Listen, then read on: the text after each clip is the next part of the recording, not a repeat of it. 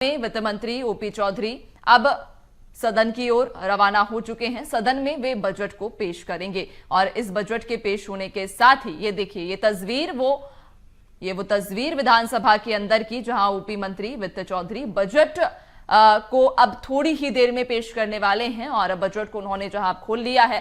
पहली बार है digital budget पेश किया जाएगा, पेपरलेस बजट ये रहेगा। और ओपी चौधरी वित्त मंत्री चूंकि विधानसभा के अंदर पहुंच चुके हैं, विधानसभा अध्यक्ष रमन सिंह भी पहुंच चुके हैं विधानसभा के अंदर और अब थोड़ी ही देर में ये कार्यवाही भी शुरू होगी जहां पर बजट को पेश किया जाएगा। और इंतजार भी अब छत्तीसगढ़ वासियों का जल्द ही खत्म होने वाला है, चूंकि ओपी चौधरी वित्त मंत्री पहुंच गए हैं। इसके अलावा सीएम विष्णुदेव साय भी यहां पर विधानसभा के अंदर मौजूद हैं और थोड़ी ही देर का इंतजार और जब वित्त मंत्री ओपी चौधरी इस बजट को पेश करेंगे। 20 साल के बाद में कोई वित्त मंत्री दरअसल यहां बजट पेश करने वाला है। एक और नवाचार इस बार देखने को मिला कि इस बार छत्तीसगढ़ का बजट पेपरलेस होगा, यानी कि डिजिटल बजट होगा।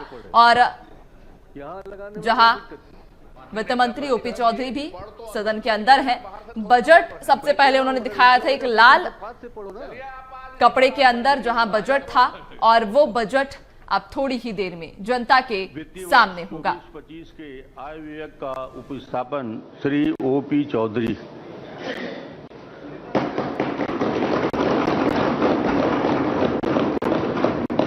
माननीय अध्यक्ष महोदय, मेरा व्यवस्थक प्रश्न है, क्योंकि अभी तक के विधानसभा में इंस्ट्रूमेंट का प्रदर्शन या उसको देखकर पढ़ने की परंपरा नहीं रही है और न विधानसभा में इस प्रकार का कोई आदेश है। और मैं वित्त मंत्री जी के टेबल में देख रहा हूं कि लैपटॉप लेके वो खड़े हैं। मैं समझता हूं कि विधानसभा में इस प्रकार की व्यवस्था अभी नहीं दी गई है। कृपया करके जो पुरानी परंपरा है उसके अनुरूप ही उसका वाचन करें, ऐसा मैं आपसे अपेक्षा करता हूं।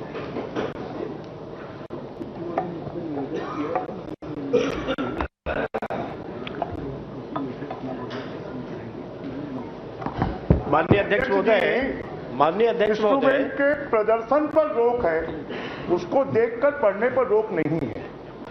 तो वो प्रदर्शन नहीं कर रहे हैं, पूरे विधानसभा में कर रहे हैं और वैसे भी विधानसभा को पेपरलेस की ओर हम लोग बढ़ रहे हैं और हम बढ़ रहे हैं और आधुनिक टेक्नोलॉजी का उपयोग करने का माननीय अध्यक्ष महोदय जब अध्यक्ष थे, क्योंकि अभी तक तो हम लोगों ने जो क्वेश्चन है ऑनलाइन लगाना शुरू किया तो उसमें यदि पूरे विधानसभा ऐसी व्यवस्था से लेकिन इस प्रकार की व्यवस्था आने वाले समय में मैं समझता हूँ जो अभी ठीक है वो, और हम तो सब पेपरलेस की ओर बढ़ रहे हैं। आप तो पुराने ढर्रे में फिर जा रहे हैं। कहाँ के नरवा गरवा गुरुआ बारी फिर आ गए आप। पूरा दुनिया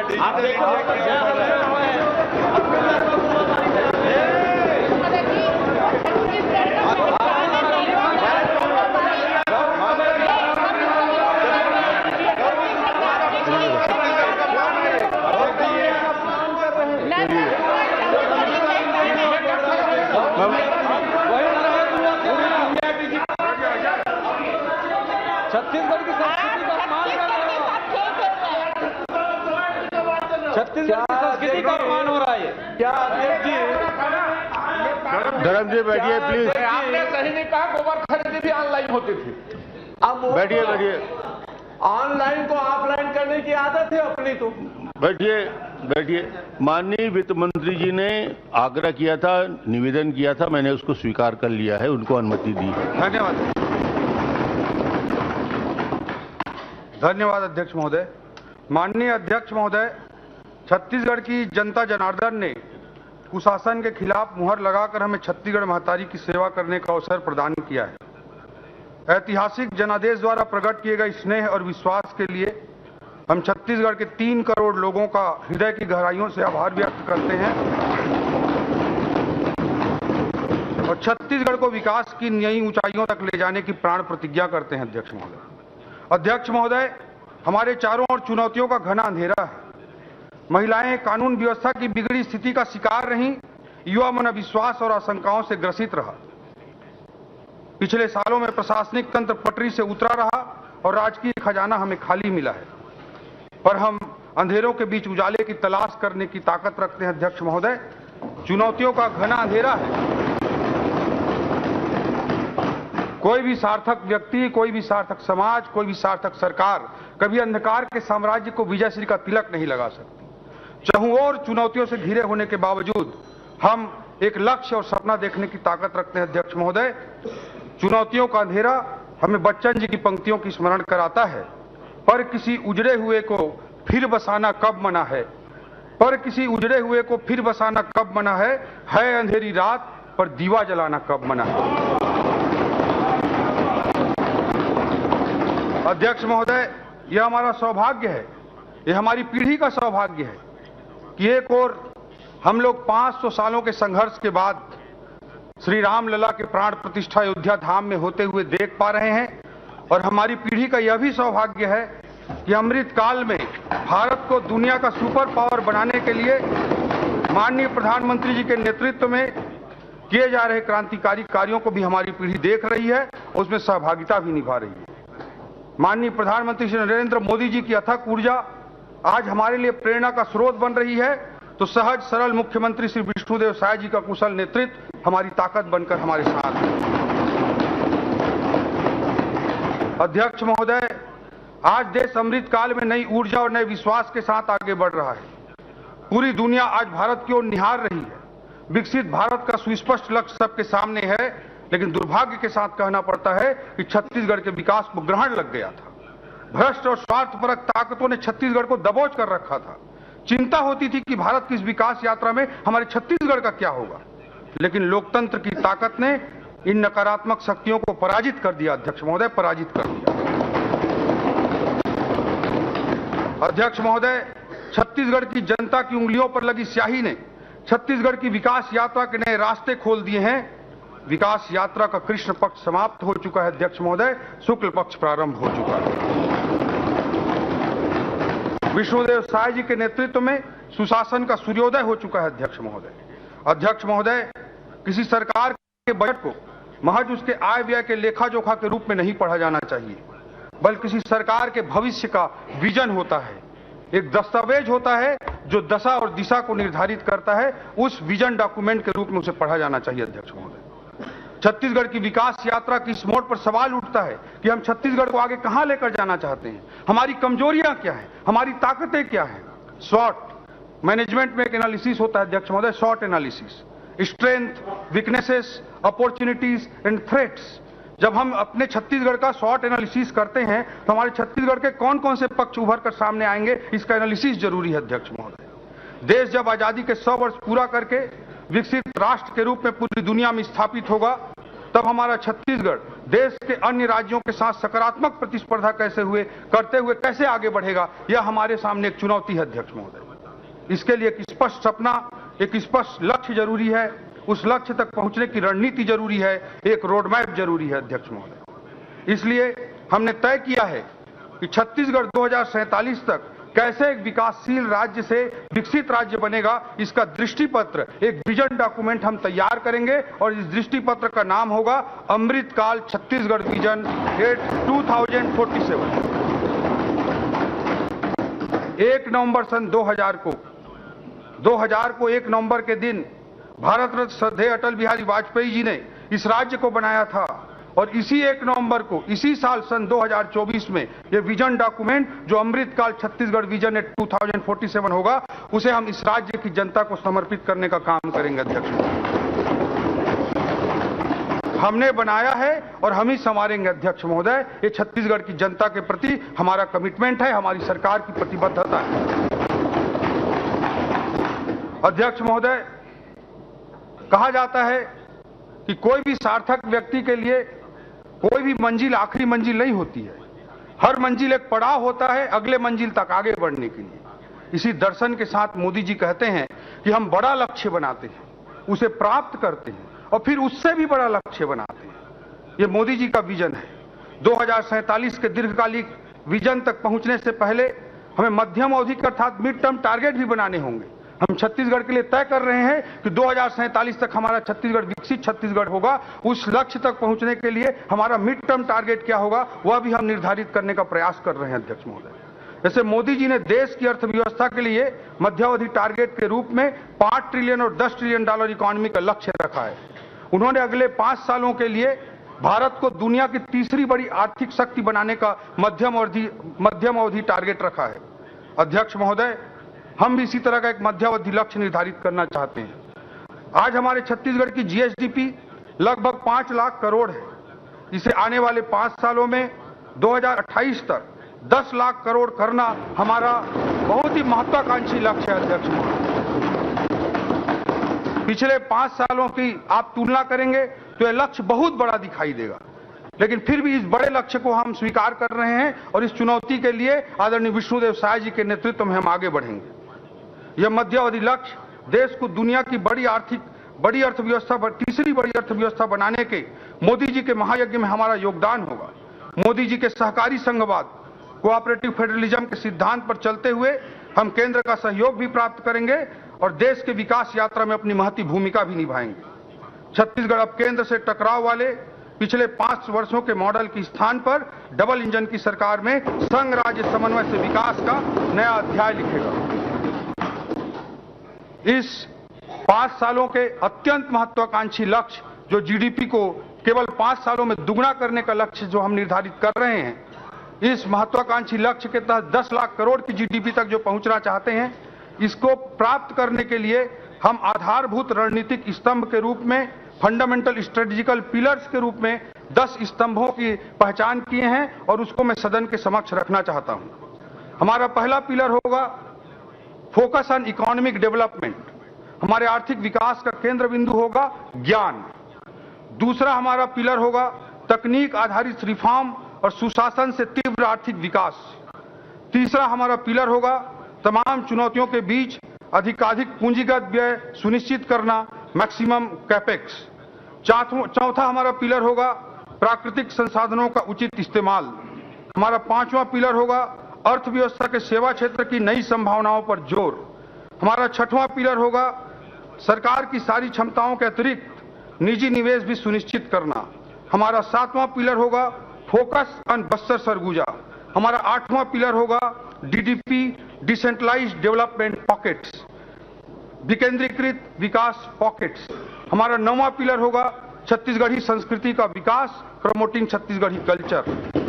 हमारा 10वां पिलर होगा क्रियान्वयन का महत्व, importance of implementation. In 10 pillars को मैं थोड़ा व्याख्यायित करना चाहता हूं अध्यक्ष महोदय। हमारा जो पहला पिलर है फोकस अप और इकोनॉमिक डेवलपमेंट, हमारे आर्थिक विकास के केंद्र बिंदु जो होगा वो ज्ञान होगा। ज्ञान नॉलेज तो होगा ही, लेकिन इस ज्ञान का हमारा अर्थ है जी अर्थात गरीब, वाई अर्थात युवा, ए अर्थात अन्नदाता और एन अर्थात नारी। ज्ञान के माध्यम से गरीब, युवा, अन्नदाता और नारी को समर्पित हमारा आर्थिक विकास होगा। अध्यक्ष महोदय, भारी मन से मुझे कहना पड़ रहा है कि पिछले 5 वर्षों में हमारे छत्तीसगढ़ की पिछली सरकार ने इन चारों समूहों के साथ अन्याय किया है। न केवल गरीबों के छत के अधिकार को छीना गया, यूरिया डीएपी में कालाबाजारी हुई, 2 रुपए में गोबर खरीदकर गुणवत्ता विहीन कंपोस्ट के नाम पर 10 रुपए में जबरन उसे बेचा गया। किसानों के संबंध में अनेक प्रकार की लूटें हुई। अध्यक्ष महोदय, माताओं बहनों को इन्होंने 500 रुपए प्रति माह अर्थात साल का 6,000 रुपए देने का वादा किया था, मगर किसी को 6 रुपए तक नहीं मिला। अध्यक्ष महोदय, ये भारी मन के साथ कहना पड़ रहा है। अध्यक्ष महोदय, युवाओं के साथ भी बहुत अन्याय हुआ। प्रतियोगी परीक्षाओं में जो बड़े सपने लेकर हमारे युवा आए थे, उनके साथ अन्याय हुआ।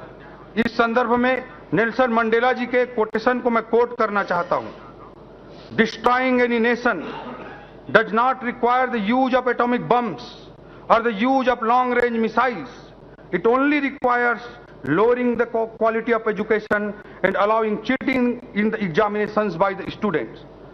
अध्यक्ष महोदय, किसी देश को बर्बाद करने के लिए, तबाह करने के लिए बम, बारूद और मिसाइल की जरूरत नहीं होती है।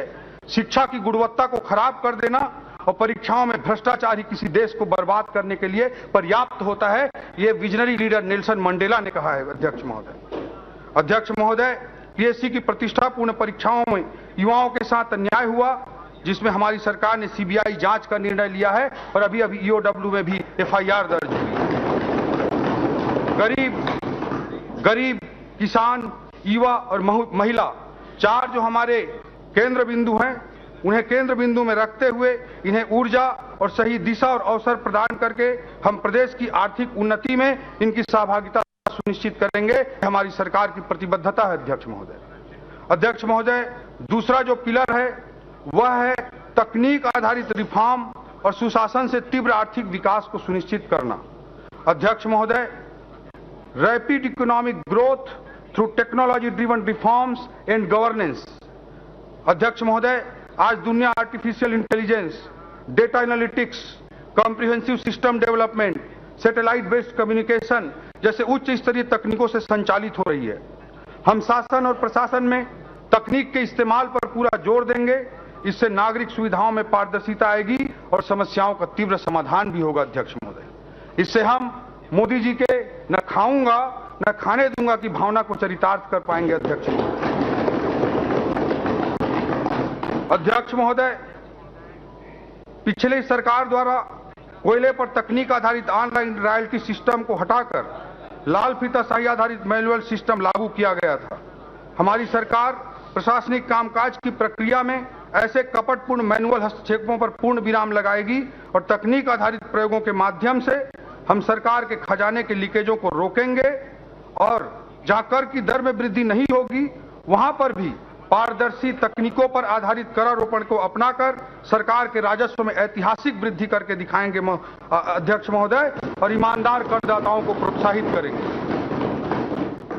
अध्यक्ष महोदय, हमने पूरी ईमानदारी के साथ प्रत्येक विभाग के साथ चर्चा करते हुए प्रयास किया कि कहां-कहां तकनीकों के इस्तेमाल को बढ़ावा दिया जा सकता है, कहां-कहां तकनीकों के इस्तेमाल से सरकार के लीकेजों को रोका जा सकता है, जनता को अधिकाधिक सुविधाएं दी जा सकती हैं। इसका हमने बहुत गहन अध्ययन किया और इस बजट में मुझे सदन को बताते हुए बड़ा हर्ष हो रहा है अध्यक्ष महोदय कि विभिन्न विभागों के टेक्नोलॉजिकल इंटरवेंशन के लिए ही कुल मिलाकर 266 करोड़ रुपए का आर्थिक प्रावधान किया गया है, जिससे सुशासन और पारदर्शिता को हम सुनिश्चित कर सकें। अध्यक्ष महोदय, तकनीकी पर आधारित ये रिफॉर्म और ये सुशासन, ये जो रिफॉर्म्स होंगे और ये गवर्नेंस होंगे, यही हमारे जीडीपी के केवल 5 साल में 2 गुना तक लक्ष्य जो हमारा है 5 लाख करोड़ के जीएसडीपी से 10 लाख करोड़ के जीएसडीपी तक पहुंचने का, उसका आधार होगा तकनीकी आधारित रिफॉर्म्स और गुड गवर्नेंस। उसी के माध्यम से हम अपनी जीडीपी को आने वाले 5 सालों में दुगना करके दिखाने की बड़ी चुनौती को स्वीकार की है अध्यक्ष महोदय। अध्यक्ष महोदय, तीसरा हमारा पिलर है अधिकतम कैपेक्स, पूंजीगत व्यय को अधिकाधिक सुनिश्चित करना। अध्यक्ष महोदय, किसी भी विकासशील अर्थव्यवस्था के उच्च विकास दर के लिए पूंजीगत व्यय को आधार स्तंभ माना जाता है। अध्यक्ष महोदय, आर्थिक अध्ययन कहता है कि 100 रुपए का पूंजीगत व्यय हम करते हैं तो जीएसडीपी में 247 रुपए की वृद्धि होती है। इसलिए किसी भी विकासशील अर्थव्यवस्था के लिए बहुत जरूरी होता है कि उसके कैपेक्स में अधिकाधिक वृद्धि की जाए। इस बजट में तमाम चुनौतियों के बाद भी हम पूंजीगत व्यय के प्रावधान में गत वर्ष की तुलना में 20% की वृद्धि करने का काम किए हैं अध्यक्ष महोदय, जबकि पिछले 5 सालों में औसतन आप देखेंगे तो कैपेक्स में वृद्धि 5 सालों के औसत में 12% रही है, जबकि इस बजट में हम 20% की कैपेक्स वृद्धि का महत्वाकांक्षी लक्ष्य लेकर इस बजट का निर्माण किए हैं। हमारा चौथा पिलर होगा अध्यक्ष महोदय, प्राकृतिक संसाधनों का उचित इस्तेमाल, optimum utilization of natural resources. हमारा छत्तीसगढ़ प्राकृतिक संसाधनों से भरा हुआ है। इन संसाधनों का सुनियोजित उपयोग करते हुए उससे होने वाले लाभों का छत्तीसगढ़ के लोगों के बीच न्यायपूर्ण वितरण सुनिश्चित करना हमारा चौथा पिलर के रूप में इस रणनीति का हिस्सा होगा। हमारा 5वां पिलर होगा अर्थव्यवस्था के सेवा क्षेत्र की नई संभावनाओं पर जोर।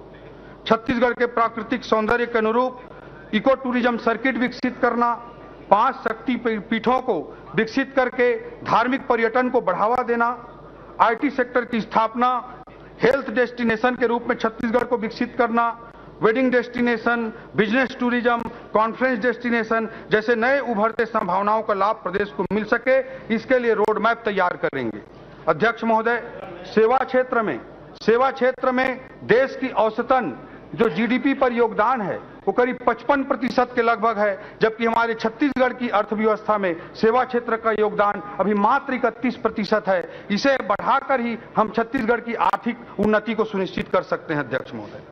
अध्यक्ष महोदय, हमारा 6वां पिलर होगा सरकार की सारी क्षमताओं के अतिरिक्त निजी निवेश को भी सुनिश्चित करना। हमारे छत्तीसगढ़ में आधुनिक आर्थिक दर्शन के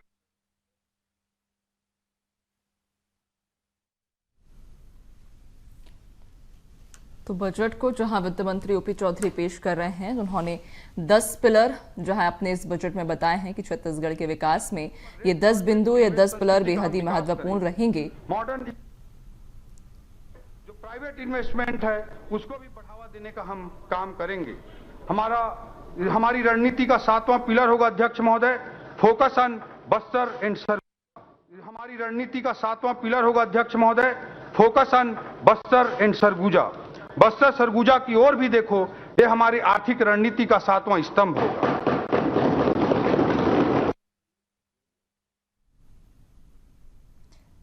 तो 10 पिलर यानी 10 प्रमुख बिंदुओं के जरिए जहां वित्त मंत्री ओपी चौधरी अपने बजट की शुरुआत कर रहे हैं और उनका ये कहना है कि 2047 तक विकसित छत्तीसगढ़ का लक्ष्य रखा है।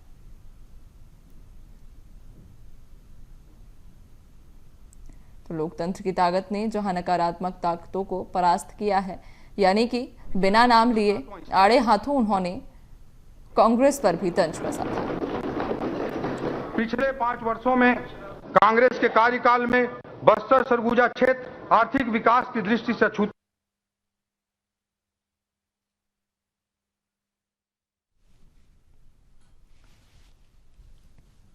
तो जीडीपी जहां 5 लाख करोड़ से 10 लाख करोड़ का लक्ष्य छत्तीसगढ़ सरकार ने रखा है, आने वाले 5 सालों में जीडीपी को 2 गुना करने का लक्ष्य रखा है। इसके अलावा उन्होंने focus on economic development, focus on Bastar and Surguja, इसके अलावा इंपॉर्टेंस ऑफ इम्प्लीमेंटेशन जैसे कई प्रमुख जो बिंदु हैं, या यूं कहें कि ये 10 पिलर के माध्यम से छत्तीसगढ़ के विकास को अब और गति दी जाएगी।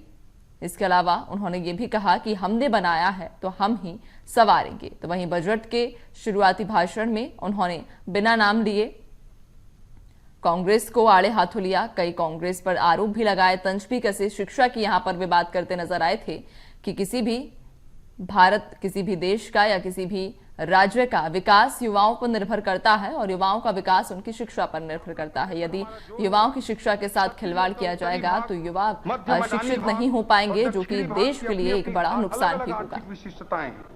इन विशिष्टताओं के अनुरूप तीव्र आर्थिक विकास की विकेंद्रीकृत नीति पर करते हुए विकेंद्रीकृत विकास पॉकेट्स अर्थात डीडीपी की स्थापना को हम सुनिश्चित करेंगे।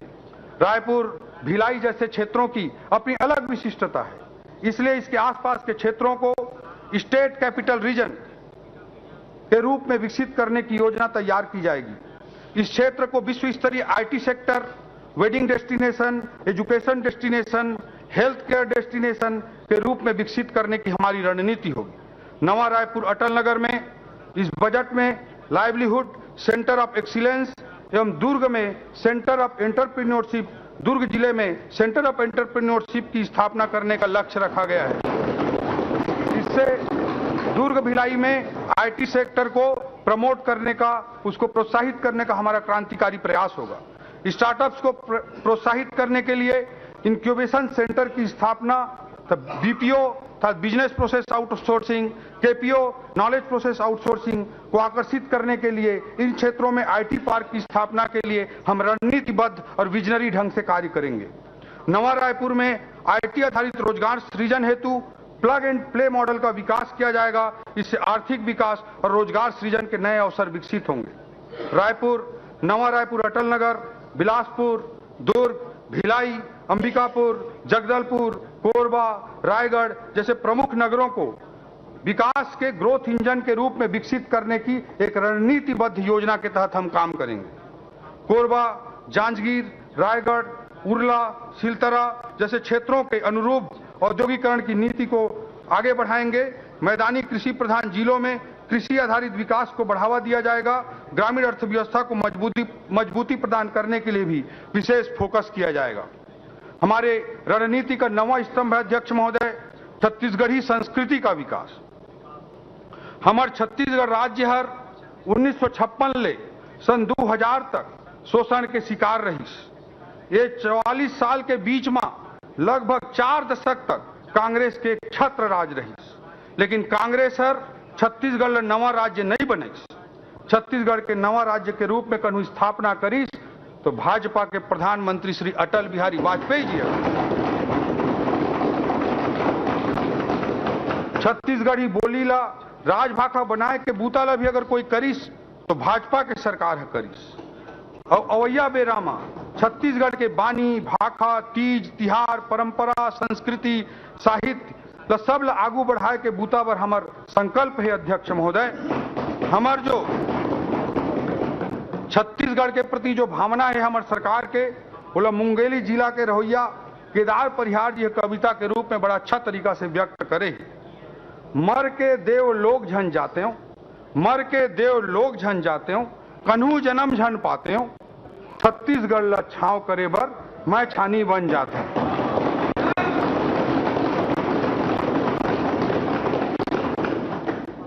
कवि की कल्पना है और यही हमारी सरकार की कल्पना है, हमारी सोच है अध्यक्ष महोदय कि मरने के बाद हमको कोई देवलोक नहीं चाहिए, मरने के बाद हमको कोई पुनर्जन्म नहीं चाहिए। हम छत्तीसगढ़ को छांव करने के लिए छानी बनना चाहते हैं अध्यक्ष महोदय, यही हमारे सरकार की भावना है। अध्यक्ष महोदय, हमारी रणनीति का 10वां स्तंभ होगा क्रियान्वयन का महत्व, इंपॉर्टेंस ऑफ इंप्लीमेंटेशन। अध्यक्ष महोदय, हितोपदेश में एक श्लोक है, उद्यमेन ही सिद्ध्यन्ति कार्याणि न मनोरथ है, उद्यमेन ही सिद्ध्यन्ति कार्याणि न मनोरथ है, न ही सुप्तस्य सिंहस्य प्रविशन्ति मुखे मृगा। अध्यक्ष महोदय, शेर कितना भी बलशाली हो उसके मुख पर मृगा आके खुद प्रवेश नहीं कर जाती है। उसे अगर मृग का शिकार करना है तो उद्यम करना पड़ता है, बिना उद्यम के कोई कार्य पूर्ण नहीं होता है। प्रतिबद्धता और समर्पण के साथ क्रियान्वयन हमारी रणनीति का महत्वपूर्ण हिस्सा है। पिछली सरकार ने गढ़बो नवा छत्तीसगढ़ का ख्याली पुलाव परोसा और नतीजा निकला अध्यक्ष महोदय बोरबो छत्तीसगढ़। इन्होंने कहा गढ़बो नवा छत्तीसगढ़ और नतीजा निकला बोरबो छत्तीसगढ़। हम गढ़बो से पहले करबो पर ध्यान केंद्रित करेंगे अध्यक्ष महोदय, यही हमारा संकल्प है।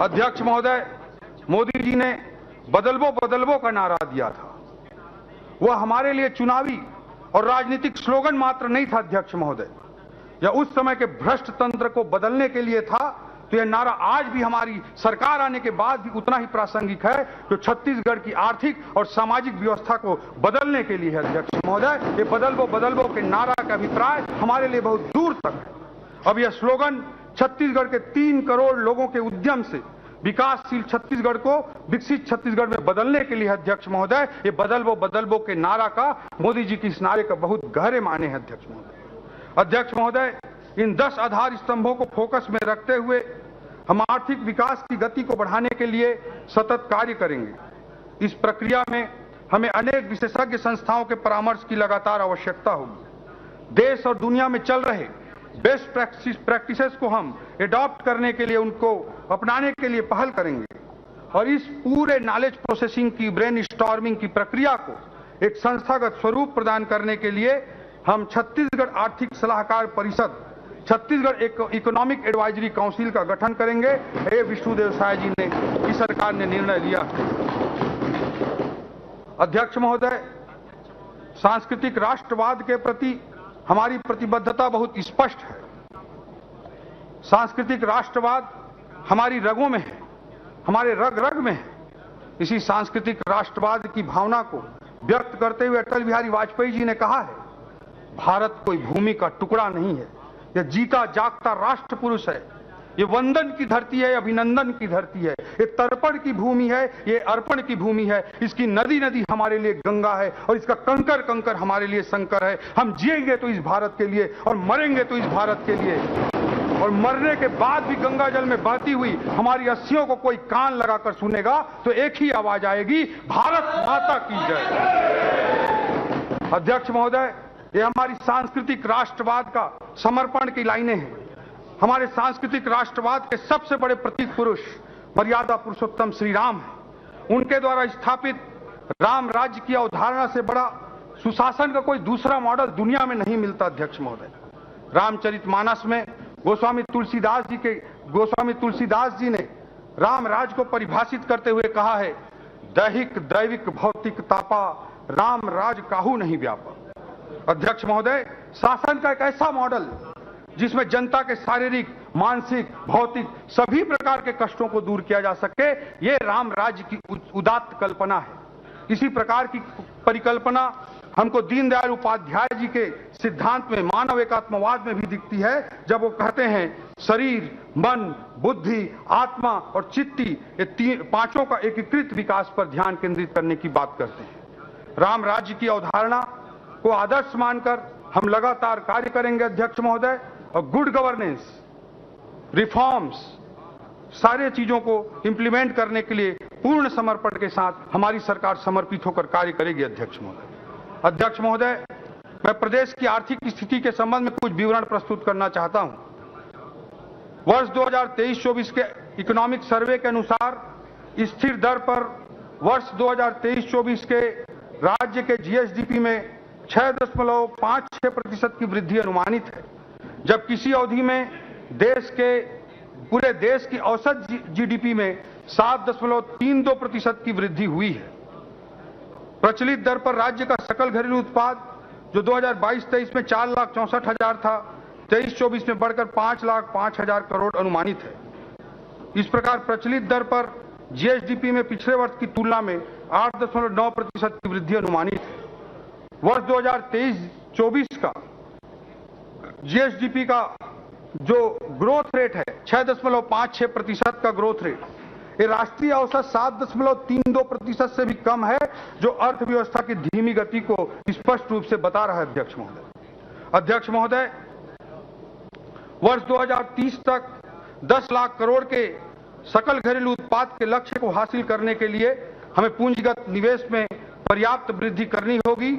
साथ ही कृषि के अलावा विनिर्माण और सेवा क्षेत्रों में पारदर्शिता के साथ युद्ध स्तर पर कार्य करने की आवश्यकता पड़ेगी, क्योंकि सेवा क्षेत्र में हमारा योगदान, हमारी जीडीपी में सेवा क्षेत्र का योगदान अभी भी 31% है, जबकि राष्ट्रीय औसत लगभग 55% के बराबर है। इसे बढ़ाने की हमको आवश्यकता है। छत्तीसगढ़ के लिए मोदी की गारंटी के इस बजट में प्रावधान किए गए अध्यक्ष महोदय, जिनका मैं जिक्र करना चाहता हूं।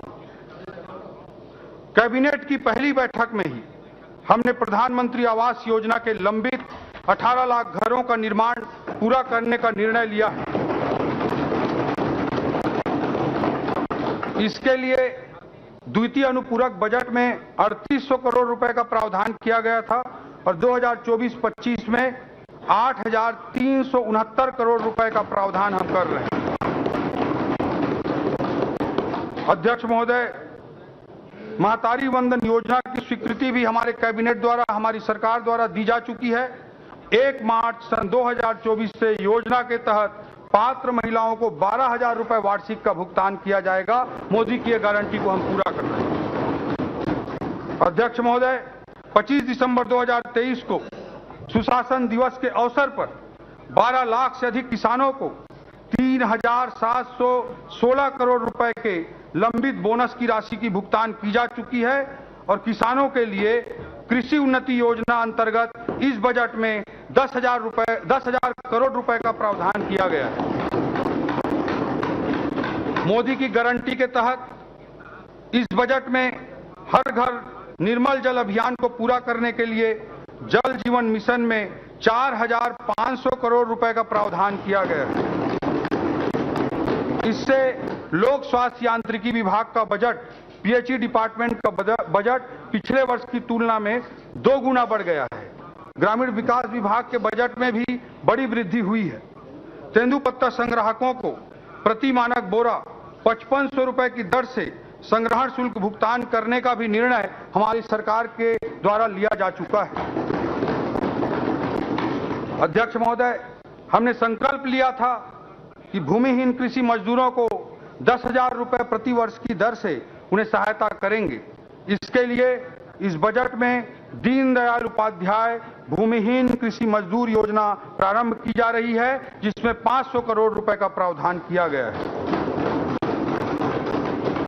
पीएससी परीक्षा के घोटाले की जांच का कार्य सीबीआई को सौंपने का हमारी सरकार ने निर्णय लिया है और भविष्य में पूर्ण पारदर्शिता के साथ पीएससी परीक्षा का आयोजन सुनिश्चित किया जाएगा और आवश्यक रिफॉर्म पीएससी में सुनिश्चित किए जाएंगे।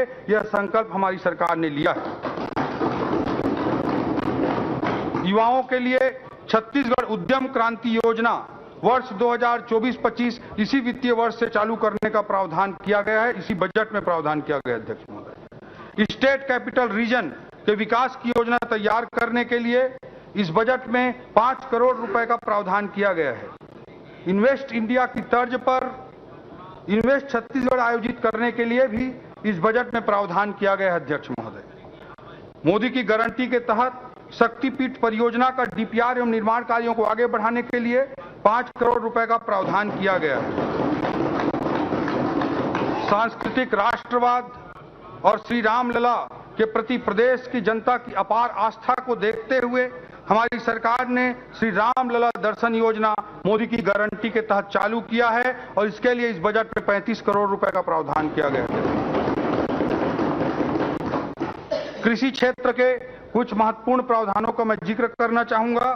राज्य के ग्रामीण क्षेत्र में किसानों एवं भूमिहीन कृषि मजदूरों की स्थिति में सुधार के लिए कृषि एवं सहायक गतिविधियों के प्रोत्साहन हेतु समन्वित प्रयास किया जाएगा। कृषि विभाग के बजट में विगत वर्ष की तुलना में 33% की वृद्धि करते हुए कुल 13,438 करोड़ रुपए का प्रावधान किया गया। किसानों को सहकारी एवं ग्रामीण बैंकों से ब्याज मुक्त कृषि ऋण उपलब्ध कराने के लिए पहले 2003 से पहले 15% 16% की दर से ब्याज दर पे ऋण मिलता था अध्यक्ष महोदय, जिसे पिछली भाजपा की सरकार ने 0% तक लाया था और इसी योजना को आगे बढ़ाने के लिए ऋण उपलब्ध कराने के लिए 8,500 करोड़ की साख सीमा निर्धारित की गई है और ब्याज अनुदान के रूप में 317 करोड़ रुपए का प्रावधान किया गया है। अध्यक्ष महोदय, कृषि से संबंधित कुछ महत्वपूर्ण महाविद्यालयों की स्थापना की जा रही है। इस बजट में जो प्रावधान है मैं आपके समक्ष रखना चाहूंगा अध्यक्ष महोदय। कुनकुरी जिला जसपुर में कृषि व्यवसाय प्रबंधन महाविद्यालय एवं अनुसंधान केंद्र की स्थापना की जाएगी। रामचंद्रपुर जिला बलरामपुर में पोस्ट हार्वेस्ट मैनेजमेंट एवं प्रोसेसिंग टेक्नोलॉजी महाविद्यालय की स्थापना की जाएगी। खड़गवा जिला मनेन्द्रगढ़ चिरमिरी भरतपुर में कृषि महाविद्यालय की स्थापना की जाएगी। सिलफिली जिला सूरजपुर एवं रायगढ़ में शासकीय उद्यानिकी एवं वानिकी महाविद्यालय की भी स्थापना की जाएगी। प्रधानमंत्री मत्स्य संपदा योजना अंतर्गत ग्राम सतरेंगा में पर्यटन विकास की दृष्टि से एक्वा पार्क की स्थापना की जाएगी। इसके लिए 5 करोड़ रुपए का बजटीय प्रावधान किया गया है। कृषि में आधुनिक उपकरणों के प्रयोग को बढ़ावा देने के लिए कृषि अभियांत्रिकी संचालनालय की स्थापना एवं राज्य स्तरीय नवीन कृषि यंत्र परीक्षण प्रयोगशाला के भवन का भी प्रावधान किया गया है। दुर्ग एवं सरगुजा जिले में कृषि यंत्री कार्यालय की स्थापना की जाएगी। रासायनिक उर्वरकों की जांच के लिए सरगुजा जिले में गुणवत्ता नियंत्रण प्रयोगशाला की स्थापना की जाएगी। उद्यानिकी को बढ़ावा देने के लिए 14 विकास खंडों में नवीन नर्सरी की स्थापना की जाएगी एवं पूर्व से संचालित 20 नर्सरियों में अतिरिक्त पद सृजित किए जाएंगे। पशु औषधालय कुंवारपुर एवं माड़ीसराई जिला मनेन्द्रगढ़ चिरमिरी भरतपुर एवं पशु औषधालय कोल्हेन-झरिया जिला जसपुर का पशु चिकित्सालय के रूप में उन्नयन का प्रावधान किया गया है अध्यक्ष महोदय। ग्राम भोरिंग जिला महासमुंद, ग्राम चरौदा जिला शक्ति, ग्राम किरगी जिला राजनांदगांव, ग्राम खैरवना जिला मनेन्द्रगढ़ चिरमिरी भरतपुर तथा ग्राम मटासी जिला जसपुर में नवीन हेचरी की स्थापना करके मत्स्य पालन को प्रोत्साहित किया जाएगा। सिंचाई से संबंधित कुछ महत्वपूर्ण प्रावधानों का मैं उल्लेख करना चाहूंगा अध्यक्ष महोदय। सिंचाई रकबे के विस्तार के लिए नवीन सिंचाई परियोजनाओं हेतु 300 करोड़ रुपए की राशि का प्रावधान किया गया है। संभावित सिंचाई परियोजनाओं की सूची में 10 करोड़ से अधिक लागत के 156 कार्य भी प्रस्तावित किए गए हैं। लघु सिंचाई की चालू परियोजनाओं हेतु 692 करोड़, नाबार्ड पोषित सिंचाई परियोजनाओं के लिए 433 करोड़ तथा एनीकट एवं स्टाफ डैम निर्माण हेतु 262 करोड़ रुपए का प्रावधान किया गया है। केलो सिंचाई परियोजना की नहरों का काम रायगढ़ जिले में वर्षों से अधूरा था। किसानों के खेतों तक पानी पहुंचाने के लिए नहर निर्माण के काम को पूरा किया जाएगा।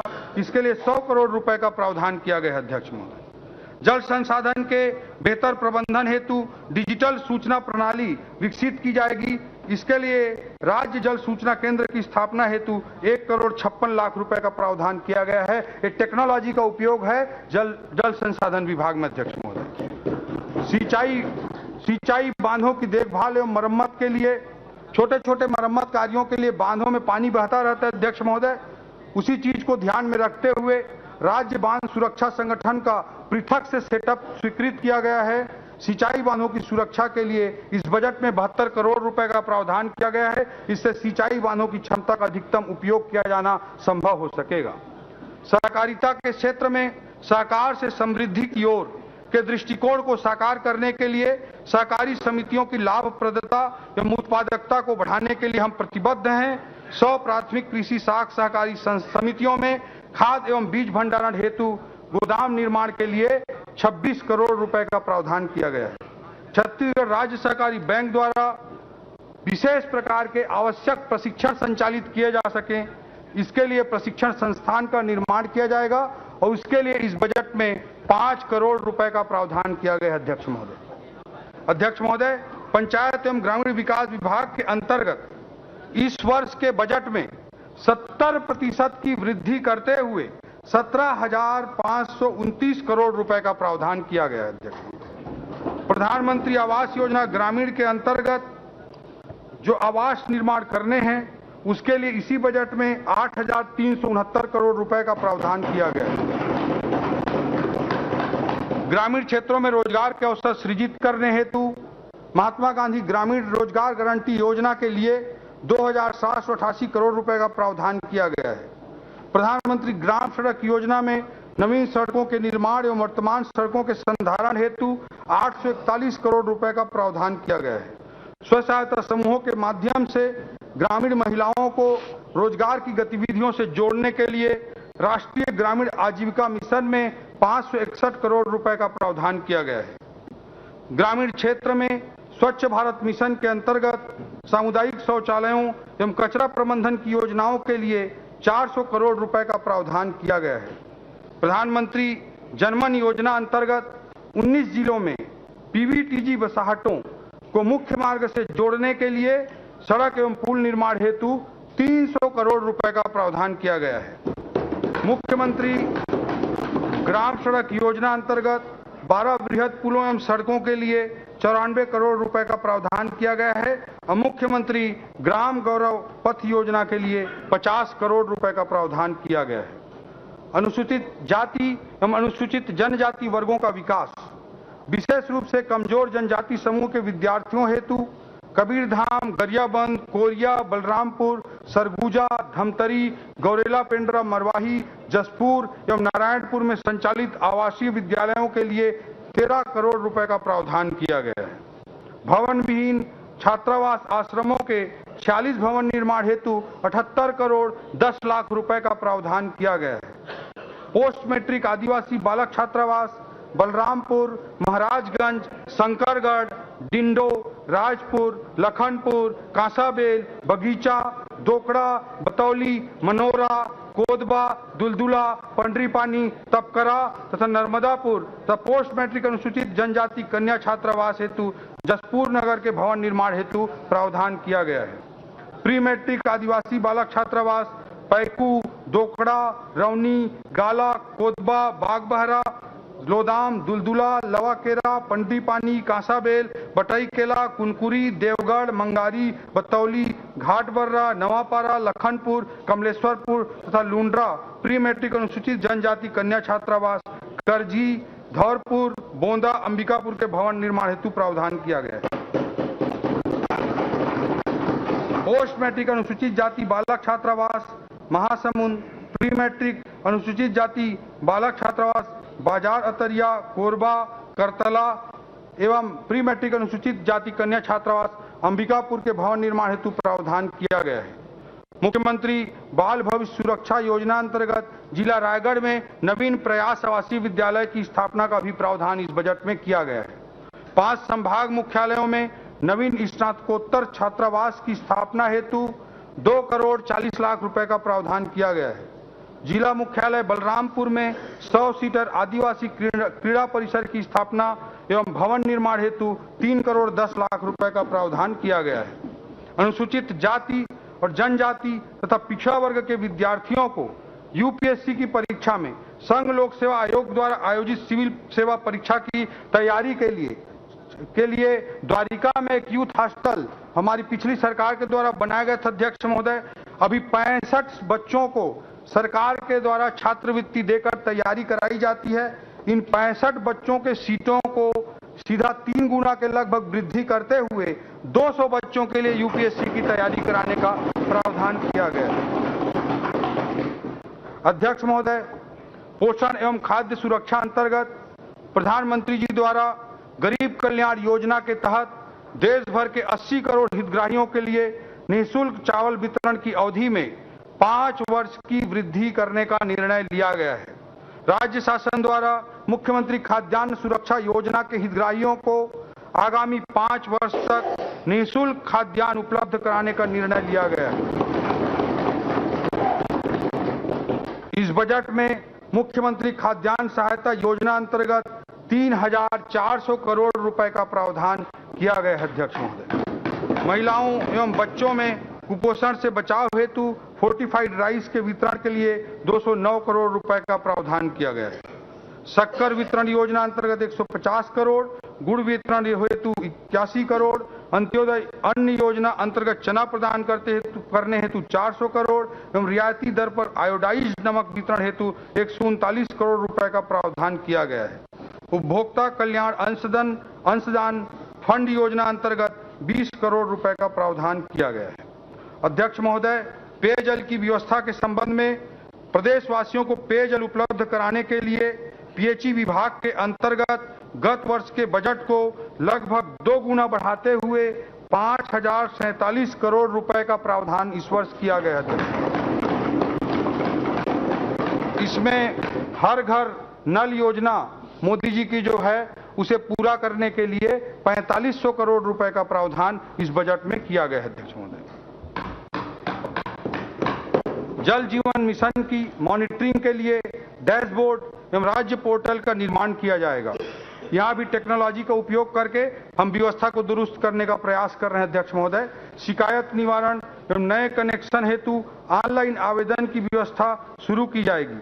जल की गुणवत्ता की ऑनलाइन मॉनिटरिंग सुनिश्चित की जाएगी। वाड्रफ नगर जल आवर्धन योजना हेतु 1 करोड़ 82 लाख का प्रावधान किया गया है। ग्रामों में पेयजल प्रदाय हेतु 71 करोड़ एवं नलकूपों के अनुरक्षण हेतु 110 करोड़ रुपए का प्रावधान किया गया है। नगरीय जल प्रदाय योजनाओं के लिए 26 करोड़ रुपए का प्रावधान किया गया है।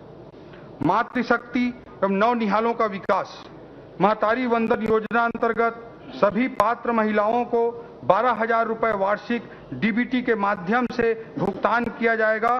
इससे महिलाओं के स्वास्थ्य, पोषण एवं आत्मनिर्भरता में वृद्धि होगी। सक्षम आंगनवाड़ी केंद्र एवं पूरक पोषण आहार हेतु 700 करोड़ रुपए का प्रावधान किया गया है। पूर्व से संचालित समान उद्देश्य वाली योजनाओं को समायोजित करते हुए तो बहुत सारी मल्टीप्लिसिटी थी स्कीम्स की अध्यक्ष महोदय, उसके कारण 10 नवीन अम्ब्रेला योजना प्रारंभ की जाएगी। इसके लिए 628 करोड़ रुपए का प्रावधान किया गया है। प्रधानमंत्री मातृ वंदन योजना के लिए 117 करोड़ रुपए का प्रावधान किया गया है। ग्राम पंचायतों में महिलाओं के विकास एवं सशक्तिकरण हेतु आयोजित होने वाले कार्यक्रमों के लिए महिला सदन बनाने की एक नवीन योजना हमारी सरकार द्वारा प्रारंभ की गई है। इसके लिए 50 करोड़ रुपए का इस बजट में प्रावधान किया गया है। खेल एवं युवा कल्याण पारंपरिक खेलों को पुनर्जीवित करने के लिए छत्तीसगढ़ क्रीड़ा प्रोत्साहन योजना प्रारंभ की जाएगी। इस हेतु 20 करोड़ रुपए का बजटीय प्रावधान किया गया है। जशपुर जिले के कुनकुरी में मॉडर्न खेल स्टेडियम का निर्माण किया जाएगा। इस हेतु 2 करोड़ रुपए का प्रावधान किया गया है। 2 इंडोर स्टेडियम कॉम्प्लेक्स की स्थापना हेतु भी 4 करोड़ रुपए का प्रावधान किया गया है। प्रदेश के 5 नवीन जो जिले गठित हुए हैं इन्हें पिछली सरकार ने गठित किया है, वहां जिला कार्यालयों की स्थापना हेतु 2,50,00,000 रुपए का प्रावधान खेल एवं युवा कल्याण विभाग के अंतर्गत किया गया है। कला, साहित्य, खेल एवं समाज सेवा के क्षेत्र में युवाओं के योगदान को प्रोत्साहित एवं सम्मानित करने के लिए प्रतिवर्ष छत्तीसगढ़ युवा रत्न सम्मान दिया जाएगा। इस मद में 1,50,00,000 रुपए का प्रावधान किया गया है। भू राजस्व व्यवस्था का सुदृढ़ीकरण। रायपुर, बिलासपुर एवं दुर्ग जिले में राजस्व प्रकरणों के शीघ्र निराकरण हेतु तहसीलदार एवं नायब तहसीलदार के अतिरिक्त न्यायालयों की स्थापना की जाएगी। अध्यक्ष महोदय, रायपुर तहसील ऐसे तहसील अध्यक्ष महोदय जहां बस्तर संभाग के सभी जिलों में जितने राजस्व प्रकरण नहीं है उससे ज्यादा एक एक तहसील पर हैं, इसलिए वहां पे अतिरिक्त पद सृजित करके राजस्व व्यवस्था को दुरुस्त किया जाएगा। इस हेतु तहसीलदार के 30 और नायब तहसीलदार के 15 नवीन पदों के सृजन का प्रावधान किया गया। भू नक्शों का जियो रिफरेंसिंग कराया जाएगा, तब प्रत्येक भूखंड में यूएलपी नंबर देते हुए भू आधार कार्ड जारी किया जाएगा। नगरीय क्षेत्रों में 1:500 के स्केल पर भूमि का नवीन सर्वेक्षण प्रारंभ किया जाएगा। इससे शहरी क्षेत्रों में छोटे भूखंडों को भू नक्शे पर दर्ज किया जाना संभव हो सकेगा। भू अभिलेखों को सिविल न्यायालयों से लिंक किया जाएगा। इससे सिविल न्यायालय द्वारा भूमि संबंधी प्रकरणों में पारित आदेशों के परिपालन में भू अभिलेख का सुधार कार्य ऑनलाइन प्रक्रिया से संभव हो सकेगा। भूमि व्युत्पत्ति की प्रक्रिया को ऑनलाइन एवं सरल बनाया जाएगा। कानून व्यवस्था का सुदृढ़ीकरण। राज्य में कानून व्यवस्था की मजबूती के लिए राज्य पुलिस बल में 1,889 पदों की वृद्धि की गई है। नक्सल ऑपरेशन में जाने वाले राज्य पुलिस बल के लिए उच्च गुणवत्ता युक्त रेडी टू ईट फूड की व्यवस्था हेतु बजट में प्रावधान किया गया है। नक्सल प्रभावित क्षेत्रों में तैनात जवानों की सुरक्षा की दृष्टि से स्पाइक रेजिस्टेंट बूट देने के लिए बजटरी प्रावधान किया गया है। साइबर क्राइम के प्रकरणों की संख्या में वृद्धि को देखते हुए कबीरधाम, कोरबा, राजनांदगांव एवं रायगढ़ जिले में 4 नवीन साइबर पुलिस थानों की स्थापना के लिए बजट में प्रावधान किया गया है। सीमावर्ती जिलों में मानव तस्करी के प्रकरणों में पीड़ित बालिकाओं एवं महिलाओं की सुरक्षा के लिए राजनांदगांव, कबीरधाम, रायगढ़, जगदलपुर एवं जसपुर जिले में 5 नवीन महिला थाना की स्थापना का भी प्रावधान इस बजट में किया गया है। डायल 112 की सुविधाओं का पूरे प्रदेश में विस्तार किया जा रहा है। इस कार्य के लिए 149 करोड़ रुपए का प्रावधान किया गया है। अग्निशमन एवं आपातकालीन सेवाओं के अंतर्गत 3 जिलों हेतु water tender, foam tender, water bowser क्रय किए जाएंगे। इसके लिए 14,70,00,000 रुपए का प्रावधान किया गया। जेल में रहने वाले बंदियों को उनके परिजनों से बातचीत करने की सुविधा उपलब्ध कराने के लिए 8 जिला जेल एवं 8 उप जेलों के प्रिजन कॉलिंग सिस्टम लगाए जाएंगे।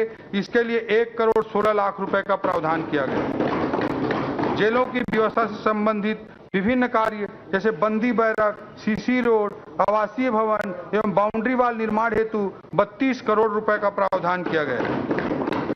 पुलिस अधिकारियों एवं कर्मचारियों जो कर्मचारी रहते हैं उनको थाना क्षेत्र में ही रहने को मिल सके, दूर दराज के नक्सल प्रभावित क्षेत्रों में वे रह सकें, इसके लिए 129 करोड़ रुपए के पुलिस चौकी, थाना एवं अन्य भवनों के निर्माण हेतु 71 करोड़ का प्रावधान किया गया है। न्याय व्यवस्था का सुदृढ़ीकरण। राज्य के दूरस्थ एवं अंतिम छोर पर स्थित जिला बीजापुर में जिला एवं सत्र न्यायालय की स्थापना की जाएगी। इस हेतु 44 पदों का सृजन एवं 1,45,00,000 रुपए का बजटीय प्रावधान किया गया है। 40 व्यवहार न्यायालयों तथा 10 अतिरिक्त जिला एवं सत्र न्यायालयों की स्थापना हेतु 360 पदों का सृजन एवं 21 करोड़ का प्रावधान किया गया है। जिला मुंगेली में फास्ट ट्रैक कोर्ट की स्थापना के लिए 9 पदों का सृजन और इस कोर्ट की स्थापना का प्रावधान किया गया है। कटघोरा जिला कोरबा में परिवार न्यायालय की स्थापना के लिए 19 पदों का सृजन किया गया है। महासमुंद एवं जगदलपुर में परिवार न्यायालय भवन तथा 24 स्थानों पर व्यवहार न्यायालय, इस प्रकार कुल 26 न्यायालय भवनों का निर्माण किया जाएगा। इस हेतु 30 करोड़ रुपए का प्रावधान किया गया है। न्यायिक कर्मचारियों के 289 आवासीय भवनों के निर्माण के लिए कुल 21 करोड़ रुपए का प्रावधान किया गया है। उच्च न्यायालय भवन में वीडियो कॉन्फ्रेंसिंग व्यवस्था एवं वीडियो वॉल की स्थापना तथा जेल एवं अधीनस्थ न्यायालयों में लाइव स्ट्रीमिंग एवं रिकॉर्डिंग हेतु अतिरिक्त सेटअप एवं कंप्यूटर उपकरणों की व्यवस्था के लिए 15 करोड़ रुपए का प्रावधान किया गया है। ऐसा कोई विभाग नहीं है अध्यक्ष महोदय जहां टेक्नोलॉजी के लिए हमने बजट न दिया। ई कोर्ट मिशन प्रोजेक्ट के क्रियान्वयन हेतु हार्डवेयर इंजीनियर एवं डाटा एंट्री ऑपरेटर के 596 पदों के सृजन का प्रावधान किया गया है। नगरीय सुविधाओं का विकास, नगरीय क्षेत्रों में सबके लिए आवास, हाउसिंग फॉर ऑल योजना अंतर्गत 1002 करोड़ रुपए का प्रावधान किया गया है। शहरी क्षेत्रों में बुनियादी सुविधाएं प्रदान करने के लिए अमृत मिशन योजना अंतर्गत 795 करोड़ एवं अधोसंरचना विकास मद अंतर्गत 700 करोड़ रुपए का प्रावधान किया गया है। रायपुर एवं बिलासपुर में स्मार्ट सिटी के लिए 404 करोड़ रुपए का प्रावधान किया गया है। सॉलिड वेस्ट मैनेजमेंट के लिए 206 करोड़ एवं यूज्ड वाटर मैनेजमेंट के लिए 166 करोड़ तथा सीवेज ट्रीटमेंट प्लांट की स्थापना के लिए 30 करोड़ रुपए का प्रावधान किया गया है। नगरीय क्षेत्र में स्थित स्लम बस्तियों में स्वास्थ्य सुविधाओं के लिए 300 करोड़ रुपए का प्रावधान किया गया है। नगर पंचायत कुनकुरी, प्रतापपुर, लोरमी एवं मनेंद्रगढ़ में ड्रेनेज सिस्टम एवं सीवेज ट्रीटमेंट प्लांट की स्थापना के लिए 7 करोड़ रुपए का प्रावधान किया गया है। प्रदेश के 168 नगरीय निकायों में ई गवर्नेंस के तहत बजट एवं अकाउंटिंग मॉड्यूल स्थापित करने के लिए 47 नगरीय निकायों में प्रॉपर्टी सर्वे किए जाने हेतु जीआईएस आधारित सॉफ्टवेयर निर्माण करने के लिए भी बजट प्रावधान किए गए हैं। इससे प्रॉपर्टी टैक्स की प्राप्तियों में पारदर्शिता आएगी। इन कार्यों के लिए 30 करोड़ रुपए का प्रावधान किया गया है। नगरीय निकायों में अध्यक्ष महोदय, रायपुर में एक नालंदा परिसर बना है, एक ऐसा लाइब्रेरी राष्ट्रीय स्तर की जिसमें 3000 से अधिक युवा आज वेटिंग में है। नालंदा परिसर की तर्ज पर प्रदेश के 22 स्थानों पर सेंट्रल लाइब्रेरी सह रीडिंग जोन की स्थापना की जाएगी और इसके लिए 148 करोड़ रुपए का बजटीय प्रावधान किया गया है। शहरों में जल की शुद्धता के ऑटोमेटेड जांच एवं प्रदर्शन प्रारंभ किया जाएगा। रतनपुर और डोंगरगढ़ में पेयजल की गुणवत्ता सुनिश्चित करते हुए ड्रिंक फ्रॉम टैप वाटर का पायलट प्रोजेक्ट शुरू किए जाने का निर्णय लिया गया है। छोटे घरों के लिए 15 दिवस के अंदर कंप्यूटराइज्ड जांच प्रणाली के माध्यम से भवन निर्माण के अनुमति की व्यवस्था लागू की जाएगी। अध्यक्ष महोदय, प्रधानमंत्री ई बस सेवा अंतर्गत वाहनों ई बस क्रय करने हेतु 103 करोड़ रुपए का प्रावधान किया गया है। इससे इलेक्ट्रिक वाहनों को प्रोत्साहन मिलेगा और ये ग्रीन एनर्जी की दिशा में हमारा एक बड़ा कदम होगा। स्टेट कैपिटल रीजन के एकीकृत विकास योजना तैयार करने के लिए 5 करोड़ रुपए का प्रावधान किया गया है। आईटी इनेबल्ड सेवाओं के अनुकूल अधोसंरचना विकसित की जाएगी। इसके लिए भी 5 करोड़ रुपए का प्रावधान किया गया है। नवा रायपुर, अटल नगर में केंद्रीय विद्यालय, मेडिकल हब एवं आंतरिक मार्गों को मुख्य सड़क से जोड़ने के लिए 30 करोड़ रुपए का प्रावधान किया गया है। सिटी डेवलपमेंट एवं इन्वेस्टमेंट प्रमोशन हेतु 10 करोड़ रुपए का प्रावधान किया गया है। नवा Raipur, Atal Nagar smart city corporation के लिए 206 करोड़ रुपए का प्रावधान किया गया है। पर्यटन एवं संस्कृति, आम नागरिकों के लिए राज्य में पर्यटन सुविधा बढ़ाए जाने हेतु मुख्यमंत्री जन पर्यटन योजना प्रारंभ की जाएगी। शक्तिपीठ परियोजना के अंतर्गत प्रदेश के 5 शक्तिपीठों अर्थात रतनपुर, चंद्रपुर, दंतेवाड़ा, उदरगढ़ इन 5 स्थानों को विकसित करने के लिए योजना तैयार की जाएगी। इस हेतु 5 करोड़ रुपए का प्रावधान किया गया है। विभागवार महत्वपूर्ण अभिलेखों को डिजिटल स्वरूप देने के लिए छत्तीसगढ़ वेब अभिलेखागार में जन सामान्य को सुविधा के लिए उपलब्ध कराया जाएगा। इस हेतु 3 करोड़ रुपए का प्रावधान किया गया है। अध्यक्ष महोदय, हमारे वनवासियों की भाषा, आदिवासी भाइयों की भाषा गोंडी भाषा है। गोंडी भाषा के विकास हेतु हिंदी एवं छत्तीसगढ़ी भाषा से गोंडी भाषा में अनुवाद करने वाले सॉफ्टवेयर का निर्माण किया जाएगा। इससे गोंडी भाषा के उपयोग को बढ़ावा मिलेगा। इस हेतु 2,50,00,000 रुपए का प्रावधान किया गया है। अध्यक्ष महोदय, छत्तीसगढ़ में गोंडी, हल्बी जैसी आदि भाषाएं हैं। इन आदि भाषाओं के संरक्षण एवं संवर्धन के लिए छत्तीसगढ़ आदि भाषा परिषद का भी गठन किया जाएगा।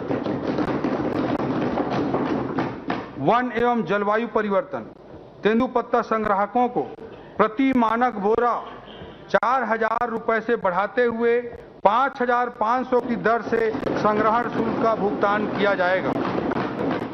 वन क्षेत्रों में इको टूरिज्म को बढ़ावा देने के लिए नई नीति जारी की जाएगी। वाणिज्यिक वृक्षारोपण को बढ़ावा देने के लिए किसान वृक्ष मित्र योजना प्रारंभ की जाएगी। इसके अंतर्गत निजी भूस्वामी एवं शासकीय एवं अर्धशासकीय संस्थाओं को वाणिज्यिक वृक्षारोपण के लिए सहायता अनुदान प्रदान किया जाएगा। इस हेतु 60 करोड़ रुपए का प्रावधान किया गया है। प्रदेश के वनों के संरक्षण एवं संवर्धन से जुड़े कार्यों के क्रियान्वयन हेतु कैंपा योजना में 1,000 करोड़ रुपए का प्रावधान किया गया है। वार्षिक कार्य योजना के अनुरूप वनों के प्राकृतिक पुनरुत्पादन हेतु 240 करोड़ रुपए का प्रावधान किया गया है। तेंदुपत्ता संग्राहक परिवार के सदस्यों को चरण पादुका वितरित करने हेतु 35 करोड़ रुपए का प्रावधान किया गया है। लेमरू हाथी रिजर्व परियोजना अंतर्गत फलदार प्रजातियों का वृक्षारोपण, चारागाह विकास, जल की उपलब्धता तथा हाथी मानव द्वंद्व के कुशल प्रबंधन के लिए रैपिड रिस्पांस टीम के गठन और अन्य कार्यों हेतु 20 करोड़ रुपए का प्रावधान किया गया है। बार नावापारा अभ्यारण्य में पर्यटन सुविधाओं के विकास हेतु 1 करोड़ रुपए का प्रावधान किया गया है। विभाग के कार्यों का वेब एवं मोबाइल बेस्ड प्लेटफॉर्म तैयार किए जाने के उद्देश्य से प्रशासन सुदृढ़ीकरण योजना अंतर्गत 14 करोड़ 70 लाख रुपए का प्रावधान किया गया है। वन विभाग द्वारा किए जाने वाले लकड़ियों की नीलामी के लिए ऑनलाइन ऑक्शन पोर्टल का उपयोग सुनिश्चित किया जाएगा। शिक्षित प्रदेश विकसित प्रदेश, राष्ट्रीय शिक्षा नीति 2020 को तत्परता से लागू किया जाएगा। चरणबद्ध रूप से इसका क्रियान्वयन करते हुए प्रदेश के बच्चों एवं युवाओं को उनकी विशिष्ट योग्यता के अनुरूप विकास के अवसर प्रदान किए जाएंगे। डिजिटल एवं आर्टिफिशियल इंटेलिजेंस आधारित इकोसिस्टम के माध्यम से शिक्षा की व्यवस्थाओं को प्रोत्साहित किया जाएगा। शिक्षकों की भर्ती एवं पद स्थापना के लिए पोर्टल आधारित पारदर्शी, विश्वसनीय एवं सुगम व्यवस्था लागू की जाएगी। राष्ट्रीय शिक्षा नीति 2020 के प्रावधानों के अनुरूप रिसर्च, इनोवेशन, गुणवत्ता उन्नयन आदि कार्यों के लिए छत्तीसगढ़ हायर एजुकेशन मिशन का गठन किया जाएगा। राष्ट्रीय स्तर पर स्थापित भारतीय प्रौद्योगिकी संस्थानों की भांति प्रदेश के विभिन्न क्षेत्रों में चरणबद्ध तरीके से छत्तीसगढ़ प्रौद्योगिकी संस्थानों की स्थापना की जाएगी। पंडित रविशंकर शुक्ल विश्वविद्यालय रायपुर में स्टार्टअप, इनोवेशन एवं रिसर्च को बढ़ावा देने के लिए सेंट्रल इंस्ट्रूमेंटेशन फैसिलिटी का उन्नयन किया जाएगा। इस हेतु 2 करोड़ रुपए का प्रावधान किया गया है। शहीद महेंद्र कर्मा विश्वविद्यालय बस्तर में 20 नवीन शिक्षण विभाग में 33 नवीन स्नातक एवं स्नातकोत्तर पाठ्यक्रम प्रारंभ किए जाएंगे। इस हेतु बजट में प्रावधान किया गया है। पंडित रविशंकर शुक्ल विश्वविद्यालय रायपुर में व्यवसाय मूलक पाठ्यक्रम के रूप में वाणिज्य अध्ययनशाला प्रारंभ की जाएगी। आपराधिक न्यायिक तंत्र में निष्पक्ष परीक्षण एवं जांच के लिए उपयोगी सिद्ध हो रही फॉरेंसिक साइंस विषय हेतु अध्ययनशाला प्रारंभ किए जाएंगे। इस हेतु भी बजटीय प्रावधान किए गए हैं। भवन विहीन 20 शासकीय महाविद्यालयों के नवीन भवन निर्माण हेतु 20 करोड़ तथा अन्य निर्माण कार्यों के लिए 10 करोड़ 50 लाख रुपए का प्रावधान किया गया है। 15 शासकीय महाविद्यालयों में स्नातक स्तर के नवीन विषय एवं संकाय खोले जाएंगे। 22 शासकीय महाविद्यालयों में स्नातकोत्तर स्तर के नवीन विषय प्रारंभ किए जाएंगे। सूरजपुर, गरियाबंद, कोंडागांव, सुकमा एवं बलरामपुर में जिला शिक्षा एवं प्रशिक्षण संस्थान डाइट की स्थापना की जाएगी। भवन विहीन 57 शासकीय हाई स्कूलों एवं 39 शासकीय हायर सेकेंडरी स्कूलों के भवनों का निर्माण किया जाएगा। इसके लिए बजट में 100 करोड़ रुपए का प्रावधान किया गया है। नवा रायपुर अटल नगर में संगीत महाविद्यालय एवं ग्राम बेंद्री विकास खंड अभनपुर में जिला रायपुर में शासकीय महाविद्यालय प्रारंभ किया जाएगा। इस हेतु भी बजटीय प्रावधान किया गया है। नवा रायपुर अटल नगर में लाइवलीहुड सेंटर ऑफ एक्सीलेंस की स्थापना की जाएगी। पिपरिया जिला कबीरधाम में नवीन औद्योगिक प्रशिक्षण संस्थान की स्थापना की जाएगी। इसके लिए 1 करोड़ रुपए का बजट प्रावधान किया गया है। विद्यार्थियों एवं आम जनता में विज्ञान के प्रति रुचि उत्पन्न करने एवं विज्ञान के मूलभूत सिद्धांतों को समझने के उद्देश्य से राजधानी में साइंस सिटी की स्थापना की जाएगी। इसके लिए 34 करोड़ रुपए का प्रावधान किया गया है। खगोल विज्ञान की लोकप्रियता को जनमानस तक पहुंचाने के उद्देश्य से सूरजपुर जिले में एस्ट्रो पार्क की स्थापना की जाएगी। इसके लिए 2 करोड़ रुपए का प्रावधान किया गया है। स्वास्थ्य सुविधाओं का सुदृढ़ीकरण, प्रदेश के बीपीएल परिवारों को 5 लाख तक एवं एपीएल परिवारों को 50,000 तक निःशुल्क स्वास्थ्य सुविधा लेने के लिए आयुष्मान कार्ड जारी किए जाएंगे। इसके लिए आयुष्मान भारत प्रधानमंत्री जन आरोग्य योजना के साथ शहीद वीर नारायण सिंह आयुष्मान स्वास्थ्य योजना संचालित की जाएगी। इसके लिए 1,500 करोड़ रुपए का प्रावधान किया गया है। स्वास्थ्य संबंधी विभिन्न कार्यक्रमों के क्रियान्वयन हेतु राष्ट्रीय स्वास्थ्य मिशन योजना में 1,821 करोड़ रुपए का प्रावधान किया गया है। अध्यक्ष महोदय, प्रदेश का प्रसिद्ध मेडिकल कॉलेज है बिलासपुर का Chhattisgarh institute of medical sciences. इसका भवन जर्जर होकर वर्षों से चला आ रहा है। छत्तीसगढ़ आयुर्विज्ञान संस्थान बिलासपुर के नवनिर्माण के लिए 700 करोड़ रुपए के लागत से नवीन भवन का निर्माण किया जाएगा। शासकीय चिकित्सालय महाविद्यालय रायपुर का 1200 बिस्तर अस्पताल में उन्नयन किया जाएगा एवं इसके लिए 776 करोड़ की लागत से 700 बिस्तर अस्पताल के भवन निर्माण किया जाएगा। अंबिकापुर में सुपर स्पेशलिटी हॉस्पिटल की स्थापना की जाकर अंबिकापुर मेडिकल कॉलेज के साथ संयोजित करते हुए अखिल भारतीय आयुर्विज्ञान संस्थान की तर्ज पर वहां चिकित्सा सुविधाओं का विकास किया जाएगा। इसके लिए 50 करोड़ रुपए का प्रावधान किया गया है। राज्य के अस्पतालों को गुणवत्ता उन्नयन की दृष्टि से राष्ट्रीय गुणवत्ता आश्वासन मानक NQAS सर्टिफिकेशन कराया जाएगा। इस हेतु 12 करोड़ रुपए का प्रावधान किया गया है। रायगढ़, कवर्धा, गरियाबंद, मुंगेली, बैकुंठपुर, जसपुर एवं नारायणपुर के जिला चिकित्सालयों को आदर्श चिकित्सालय के रूप में विकसित किए जाने हेतु 20 करोड़ रुपए का प्रावधान किया गया है।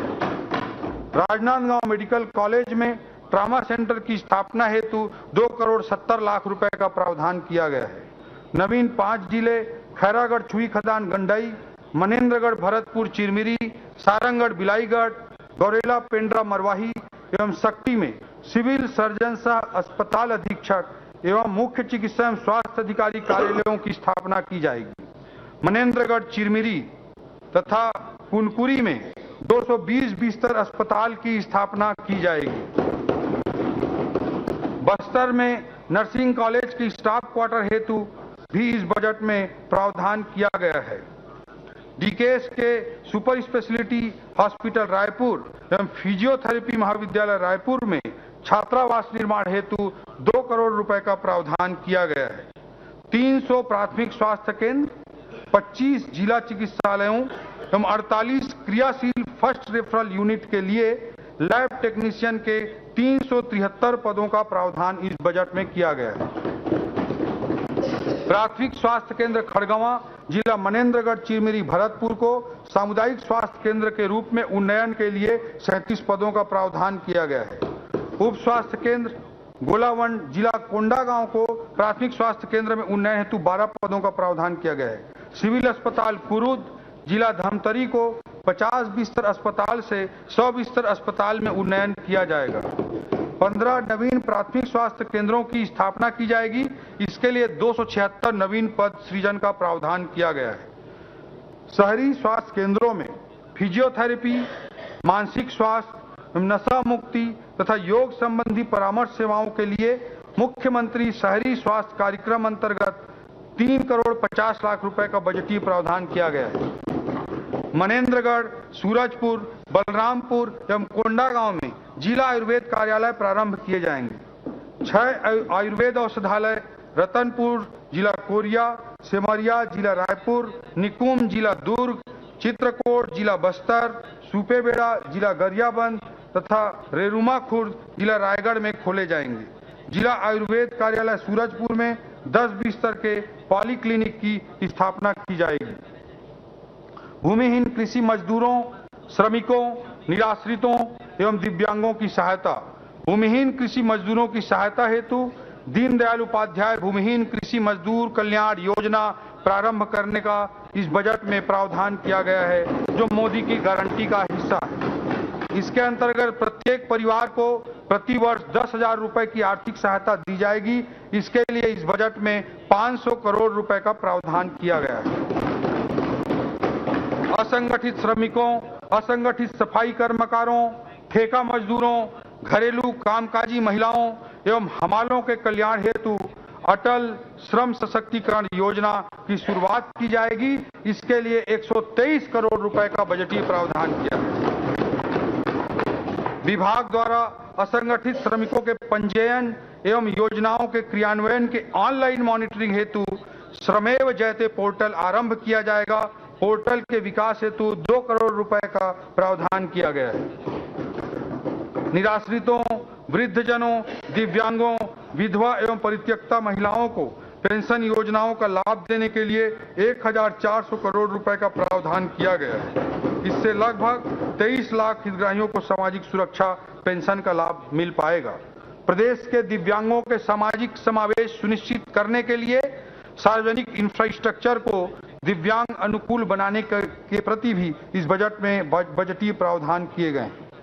वाणिज्य एवं उद्योग विभाग वर्तमान उद्योग नीति की समीक्षा करके नई उद्योग नीति जारी की जाएगी। इसमें राज्य में उपलब्ध कृषि उत्पाद, वनोपज एवं खनिज संपदा तथा रोजगार मूलक उद्योगों की स्थापना का ध्यान रखा जाएगा और नए उद्योगों को बढ़ावा देने के साथ साथ कोर सेक्टर में पूर्व से कार्यरत उद्योगों के क्षमता विकास के लिए भी अनुकूल अवसर प्रदान किए जाएंगे। प्रदेश में आर्थिक और अत्याधुनिक इंफ्रास्ट्रक्चर से युक्त कोरबा बिलासपुर इंडस्ट्रियल कॉरिडोर के लिए राष्ट्रीय राजमार्ग के निकट के क्षेत्रों में उपलब्ध उपयुक्त शासकीय भूमि पर औद्योगिक क्षेत्रों का विकास किया जाएगा। इस योजना के निर्माण हेतु 5 करोड़ रुपए का बजटीय प्रावधान किया गया है।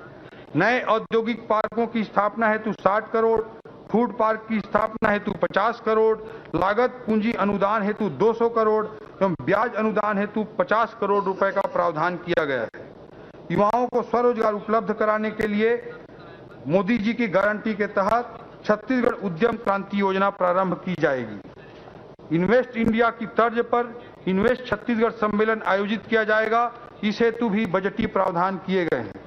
प्रदेश में अत्याधुनिक Chhattisgarh startup hub, knowledge process outsourcing इकाइयां स्थापित करने एवं राज्य में एक समृद्ध नवाचार पारिस्थितिकी तंत्र तैयार किए जाने हेतु स्टार्टअप समिट का आयोजन किए जाने का भी इस बजट में प्रावधान किया गया है।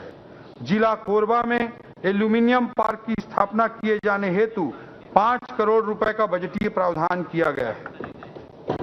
प्रदेश के हैंडलूम, हस्तशिल्प एवं अन्य स्थानीय उत्पादों के बिक्री एवं प्रचार प्रसार के लिए मार्केट प्लेस उपलब्ध कराने हेतु राजधानी में राष्ट्रीय स्तर पर जो यूनिटी मॉल का कॉन्सेप्ट है, उसी तरह का यूनिटी मॉल रायपुर में स्थापित किया जाएगा। स्थानीय उत्पादों को बढ़ावा देने के लिए इसकी लागत लगभग 200 करोड़ रुपए होगी और इसके लिए 80 करोड़ रुपए का इस बजट में प्रावधान होगा। 50% सेंटर से मिलेगा। ऊर्जा विभाग 5 HP तक के कृषि पंपों को वार्षिक 7,500 यूनिट तक निःशुल्क विद्युत प्रदाय हेतु 3,500 करोड़ रुपए का प्रावधान किया गया है।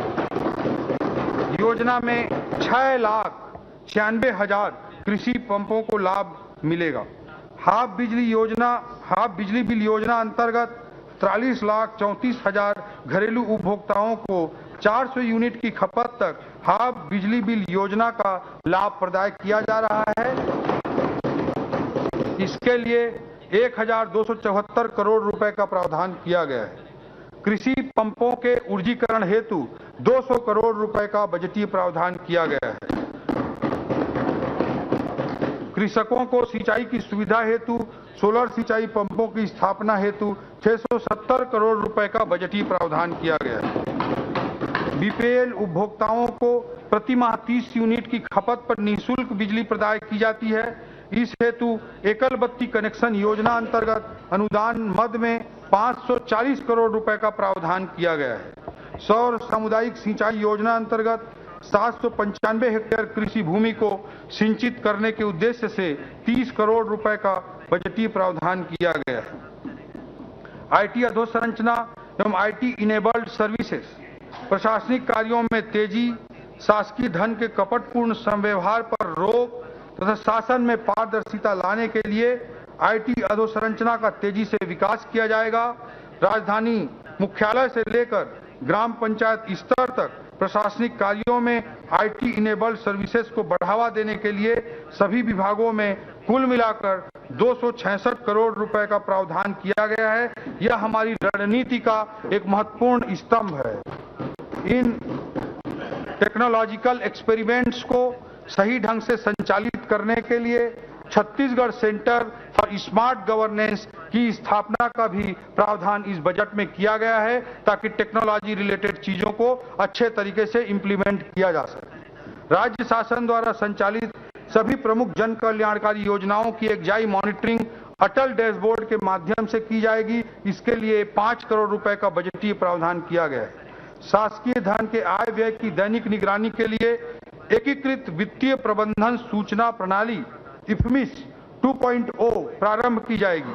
भारत नेट परियोजना के तहत राज्य की 9,804 ग्राम पंचायतों को ऑप्टिकल फाइबर केबल से जोड़ा जा चुका है। इसके रखरखाव एवं संचालन के लिए 66 करोड़ की पुल निधि के गठन का प्रावधान किया गया है। एकीकृत ई प्रोक्योरमेंट परियोजना के नवीन संस्करण हेतु 15 करोड़ रुपए का प्रावधान किया गया है। ग्रामीण क्षेत्रों में वाईफाई के माध्यम से हॉटस्पॉट स्थापित कर प्रदेश भर में इंटरनेट की पहुंच बढ़ाई जाएगी। इस हेतु प्रथम चरण में 1000 ग्राम पंचायतों में वाईफाई की सुविधा के लिए पीएम वाड़ी परियोजना अंतर्गत 37 करोड़ रुपए का प्रावधान किया गया है। शासन के विभिन्न विभागों द्वारा उपयोग किए जा रहे ई परिसंपत्ति, मोबाइल ऐप एवं वेबसाइट की साइबर सुरक्षा हेतु आवश्यक जांच एवं सर्टिफिकेशन की व्यवस्था की जाएगी। अधोसंरचना निर्माण, प्रदेश में अधोसंरचना विकास एवं पूंजीगत व्यय को प्रोत्साहित करने के लिए लोक निर्माण विभाग के लिए 8,017 करोड़ रुपए के प्रावधान सहित कुल 22,300 करोड़ रुपए का पूंजीगत मद में व्यय का प्रावधान इस बजट में किया गया है। यह प्रावधान गत वर्ष के पूंजीगत बजट के प्रावधान से 20% अधिक है, जबकि पिछले 5 सालों में ऑन एन एवरेज कैपेक्स में 12% की ही वृद्धि हो रही थी। राज्य मार्गों के निर्माण हेतु 190 करोड़, मुख्य जिला सड़कों के निर्माण हेतु 390 करोड़, ग्रामीण मार्गों के निर्माण हेतु 747 करोड़, अनुसूचित जनजाति बहुल क्षेत्रों में सड़कों के निर्माण हेतु अतिरिक्त 200 करोड़, शहरी क्षेत्र के मार्ग हेतु 50 करोड़, बृहद एवं मध्यम पुलों के निर्माण हेतु 244 करोड़, रेलवे ओवरब्रिज निर्माण हेतु 50 करोड़ रुपए का प्रावधान किया गया है। शहरी एवं ग्रामीण क्षेत्रों में कुल 1690 नवीन निर्माण कार्य प्रस्तावित हैं। इसमें 1268 सड़क कार्य हेतु 737 करोड़, 349 बृहद एवं मध्यम पुल निर्माण हेतु 175 करोड़ तथा 55 भवनों के निर्माण हेतु 20 करोड़ रुपए का प्रावधान किया गया है। अधोसंरचना खर्चों में जगदलपुर, बिलासपुर एवं अंबिकापुर एयरपोर्ट हेतु सुरक्षा उपकरण एवं अन्य व्यवस्थाओं को निर्मित करने के लिए 30 करोड़ रुपए का बजटीय प्रावधान किया गया। जसपुर हवाई पट्टी एवं बलरामपुर हवाई पट्टी के उन्नयन एवं सुधार हेतु 16 करोड़ 20 लाख रुपए का बजटीय प्रावधान किया गया है। रेल लाइनों के लिए भी इस बजट में बड़े प्रावधान किए गए हैं। जिला मनेंद्रगढ़, चिरमिरी, भरतपुर एवं जिला कोरिया अंतर्गत शहरों के विकास और स्थायित्व के लिए रेलवे की महत्वपूर्ण परियोजना चिरमिरी नागपुर हाल्ट की नई रेल लाइन हेतु 120 करोड़ रुपए का प्रावधान किया गया है। कटघोरा से डोंगरगढ़ रेल लाइन निर्माण को तीव्र गति से किए जाने हेतु राशि 300 करोड़ रुपए का बजटीय प्रावधान किया गया है। कर प्रणाली का सुदृढ़ीकरण, कर प्रशासन में मजबूती एवं पारदर्शिता लाने के लिए सभी विभागों में आईटी टूल्स की सहायता ली जाएगी। कर प्राप्तियों में सुधार हेतु निगरानी तंत्र को भी मजबूत बनाया जाएगा। राज्य की राजस्व प्राप्तियों का प्रमुख स्रोत वस्तु एवं सेवा कर, goods and services tax, state GST है। वस्तु एवं सेवा कर के संकलन में सुधार एवं पारदर्शिता के लिए राज्य मुख्यालय में बिजनेस इंटेलिजेंस यूनिट की स्थापना की जाएगी। इसमें आर्टिफिशियल इंटेलिजेंस एवं मशीन लर्निंग का उपयोग करते हुए डेटा ड्रिवन फ्रॉड एनालिसिस सहित राजस्व संवर्धन के अन्य उपाय सुनिश्चित किए जाएंगे। इस हेतु इस बजट में 9 करोड़ 50 लाख रुपए का प्रावधान किया गया है। जीएसटी संबंधी अपीली मामलों के त्वरित निराकरण हेतु अधिकरण की स्थापना के लिए 5 करोड़ रुपए का प्रावधान किया गया है। आबकारी करावंचन के प्रकरणों पर नियंत्रण हेतु प्रशासनिक व्यवस्था सुदृढ़ की जाएगी। इसके लिए विभागीय पदों में वृद्धि, निरीक्षण हेतु वाहन व्यवस्था, मॉनिटरिंग हेतु कंप्यूटर उपकरण इत्यादि के लिए 3 करोड़ 88 लाख रुपए का बजटीय प्रावधान किया गया है। भूमि एवं भवनों का हस्तांतरण तथा अन्य विविध पंजीकृत संव्यवहार हेतु राष्ट्रीय सामान्य दस्तावेज पंजीकरण प्रणाली NGDRS सॉफ्टवेयर का उपयोग सभी जिलों में लागू किया जाएगा। इससे धोखाधड़ी एवं बेनामी लेन देन की प्रवृत्ति पर अंकुश लगेगा। विचाराधीन संपत्तियों का ऑटो वैल्यूएशन मॉड्यूल के तहत बाजार मूल्य की ऑनलाइन गणना का विकल्प होने से राजस्व प्राप्तियों में वृद्धि होगी। इसके लिए 10 करोड़ रुपए का बजटीय प्रावधान किया गया है। वर्ष 2024-25 का बजट अनुमान। अध्यक्ष महोदय, मैं वर्ष 2024-25 का बजट अनुमान सदन के समक्ष प्रस्तुत करता हूं। वर्ष 2024-25 में 1,47,500 करोड़ रुपए की कुल प्राप्ति का अनुमान है, जो गत वर्ष की अनुमानित प्राप्तियों से 22% अधिक है।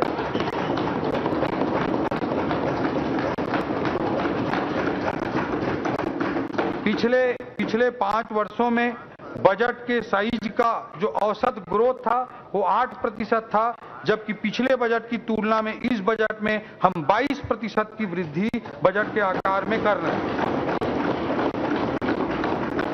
कर प्राप्तियों में राज्य की राजस्व प्राप्तियां 68,400 करोड़, केंद्र से प्राप्तियां 57,500 करोड़ एवं पूंजीगत प्राप्तियां 21,600 करोड़ रुपए अनुमानित है। वर्ष 2024-25 के लिए विनियोग का आकार 1,60,568 करोड़ का है। सकल व्यय से ऋणों की अदायगी एवं पुनर्प्राप्तियों को घटाने पर शुद्ध व्यय 1,47,446 करोड़ अनुमानित है। राजस्व व्यय 1,24,840 करोड़ एवं पूंजीगत व्यय 22,300 करोड़ रुपए का होगा। वर्ष 2023-24 में पूंजीगत व्यय प्रावधान 18,660 करोड़ था। वर्ष 2024-25 में 22,300 करोड़ रुपए का बजटीय प्रावधान किया गया है, जो गत वर्ष की तुलना में 20% अधिक है। प्रदेश में अनुसूचित जनजाति वर्ग एवं अनुसूचित जाति वर्ग के विकास के लिए आदिवासी उप योजना मद में 33% एवं अनुसूचित जाति विशेष घटक योजना मद में 13% राशि का विशेष प्रावधान किया गया है। वर्ष 2024-25 के बजट में सामाजिक क्षेत्र के लिए 45%, आर्थिक क्षेत्र के लिए 35% एवं सामान्य सेवा के क्षेत्र के लिए 20% का प्रावधान किया गया है। राजकोषीय स्थिति। अध्यक्ष महोदय, हमारी सरकार द्वारा राजस्व संग्रहण के लिए आधुनिक तकनीकों का उपयोग तथा प्रशासन को सरल एवं पारदर्शी बनाने के उपाय किए जा रहे हैं। इससे बिना कोई नया कर अधिरोपित किए राज्य के स्वयं के राजस्व में 22% की वृद्धि का हमने बड़ा लक्ष्य रखा है। 17 दिसंबर 2018 की स्थिति में राज्य का कुल ऋण भार 41,695 करोड़ रुपया था, जो विगत 5 वर्षों के दौरान लगभग 91,520 करोड़ रुपए हो गए। इस प्रकार राज्य निर्माण के पश्चात 18 वर्षों में लिए गए ऋण से भी अधिक ऋण पिछली सरकार द्वारा केवल 5 वर्ष के दौरान लिया गया। जनवरी 2024 की स्थिति में राज्य का कुल ऋण भार राज्य के सकल घरेलू उत्पाद के जीडीपी की तुलना में 18% है। वर्ष 2024-25 में राज्य का सकल वित्तीय घाटा 19,696 करोड़ रुपए अनुमानित है, जिसमें केंद्र से पूंजीगत व्यय हेतु विशेष सहायता ऋण 3,400 करोड़ रुपए शामिल है। भारत सरकार के निर्देश अनुसार यह राज्य के वित्तीय घाटे का भाग नहीं है, अतः इसे कम करने पर राज्य का शुद्ध वित्तीय घाटा 16,292 करोड़ रुपए होगा, जो राज्य के जीडीपी का 2.9% है। इस प्रकार एफआरबीएम एक्ट में निर्धारित 3% की सीमा के भीतर है। राज्य की कुल राजस्व प्राप्तियां 1,25,900 करोड़ रुपए एवं कुल राजस्व व्यय 1,24,840 करोड़ रुपए है।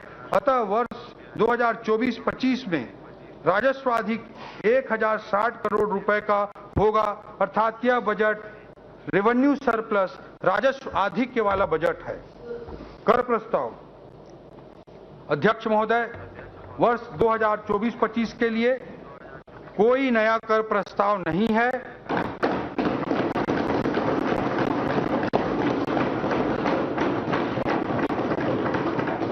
न ही करों की दर में कोई वृद्धि का कोई प्रस्ताव है।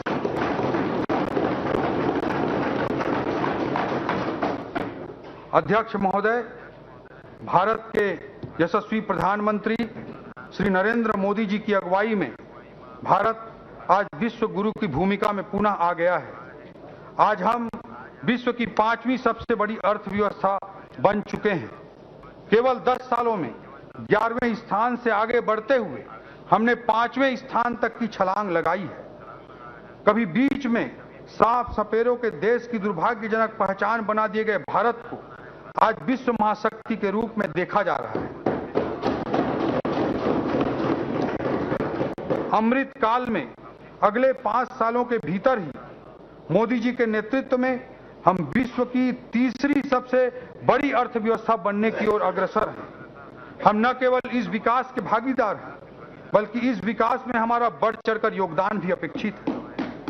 भले ही हमने अनेक ऐतिहासिक उपलब्धियां हासिल की हैं, लेकिन अध्यक्ष महोदय, यह समय रुकने का नहीं है। मोदी जी के शब्दों में कहूं तो यही समय है, सही समय है, जब हम कमर कसकर मां भारती और छत्तीसगढ़ महतारी को उसके पूरा वैभव के पुनर्स्थापना हेतु चल रहे महायज्ञ में भागीदार बने।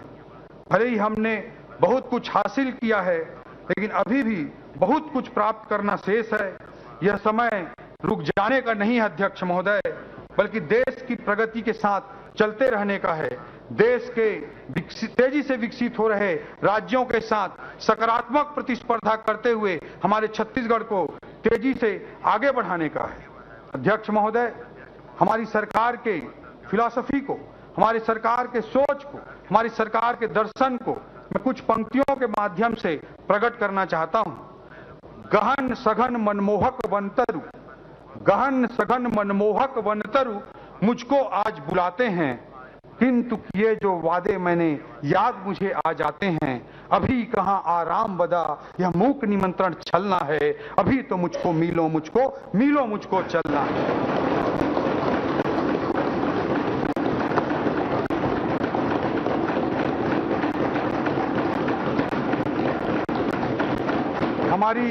हमारी सरकार का ये विजन है अध्यक्ष महोदय। हम काफी चले हैं, इस प्रक्रिया में अनेकों लोगों का योगदान रहा है और आगे और द्रुत गति से चलते रहेंगे। आदरणीय विष्णुदेव साय जी के नेतृत्व में ये पालनहारी सरकार है, जो छत्तीसगढ़ को नई ऊंचाई पर पहुंचाएगी, जो 5 लाख करोड़ के जीडीपी को 10 लाख करोड़ जीडीपी तक पहुंचाने का बड़ा लक्ष्य लेकर चल रही है, जो एक विजन डॉक्यूमेंट 1 नवंबर सन 2024 को प्रस्तुत करने जा रही है। अमृत काल छत्तीसगढ़ विजन 2047, जो विकासशील छत्तीसगढ़ को विकसित छत्तीसगढ़ में परिवर्तित करने वाला होगा। अध्यक्ष महोदय, आदरणीय मुख्यमंत्री श्री विष्णुदेव साय जी के नेतृत्व में वर्ष 2024-25 का बजट छत्तीसगढ़ की विकास यात्रा की दिशा में हमारा पहला कदम है। राम काज कीन्हे बिनु हमें कोई विश्राम नहीं है। इस भावना के साथ वर्ष 2024-25 का वार्षिक वित्तीय विवरण तथा अनुदान की मांगें मैं सदन के समक्ष प्रस्तुत करता हूं। अध्यक्ष महोदय, जय हिंद, जय छत्तीसगढ़।